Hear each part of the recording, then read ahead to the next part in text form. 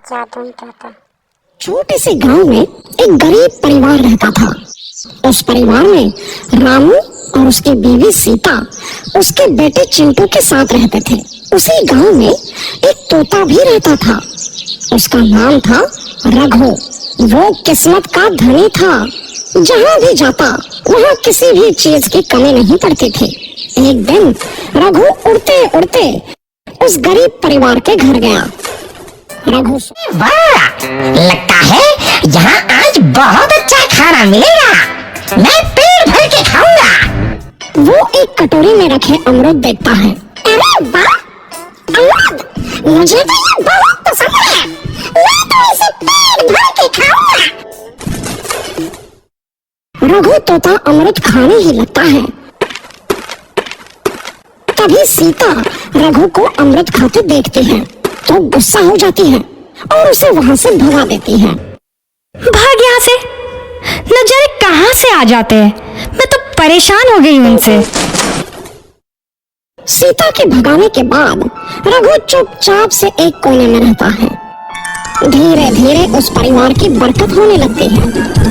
एक दिन रामू और सीता खाना खाते वक्त बातें करते हैं। आजकल हमारी बहुत तरक्की हो रही है, काम भी अच्छा चल रहा है, रामू कहता है। इस पर सीता कहती है, सच कहा, भगवान हमेशा ऐसे ही हम पर मेहरबान रहे। बेटा चिंटू भी कहता है, पिताजी, मुझे खिलौना लेके दो ना, मेरे सभी दोस्तों के पास है। रामू कहता है, ठीक है, जरूर लाऊंगा। कहती है, कितने खुश है सब, मेरे परिवार को किसी की नजर ना लगे। एक तरफ ऐसी बातें होती हैं तो दूसरी तरफ रसोई में रघु तोता भी अमरूद खाते रहता है। मजा आया, अमरूद खाया, मजा आया, अमरूद खाया, मजा आया। तभी सीता रसोई में आती है और रघु तोते को अमरूद खाते देख बहुत गुस्सा होती है। सीता रघु को बाहर निकालने के लिए पिंजरे में अमरूद रखती है। रघु जब अमरूद खाने लगता है तो पिंजरे का दरवाजा बंद हो जाता है और वो उसमें फंस जाता है।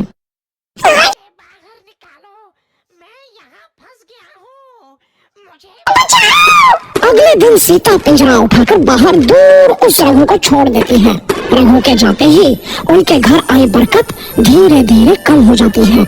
उन्हें बहुत घाटा होता है। सीता कहती है, ये क्या हो रहा है? अचानक इतना कैसे बदल गया? अभी तक तो सब कुछ अच्छा चल रहा था। रामू कहता है, लगता है भगवान हम पर रूठ गए हैं। चिंटू भी कहता है, लगता है अब मुझे खिलौने भी नहीं मिलेंगे। और वो रोने लगता है और बाहर चला जाता है। कुछ दिन बाद रघु तोता फिर से उस घर में आता है। वापस आया, मैं वापस आया, अब मैं जमकर अमरूद खाऊंगा। रघु सीधा रसोई घर में चला जाता है और अमरूद खाने लगता है।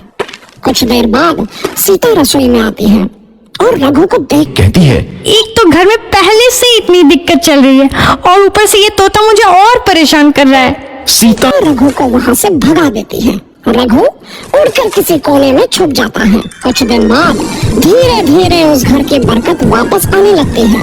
काम भी अच्छे से चलने लगता है।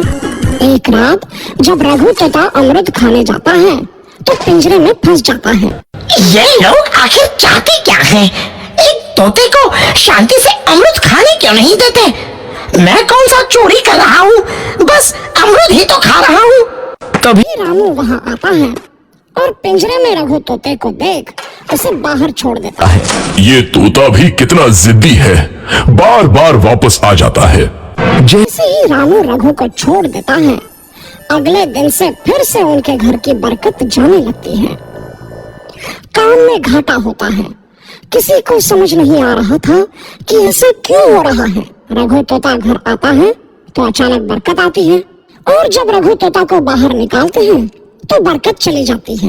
एक दिन सीता रघु तोते के घर आने और बाहर जाने की स्थिति पर नजर रखती है। ये तोता जब भी घर आता है तो घर में बरकत आती है और जैसे ही ये घर से बाहर जाता है तो उसी के साथ बरकत भी चली जाती है। कहीं ये जादुई तोता तो नहीं है? अगली बार जब ये तोता घर आएगा तो मैं इसे कहीं नहीं जाने दूंगी। सीता रघु का बहुत इंतजार करती है लेकिन रघु तोता दोबारा उस घर में कभी नहीं आता।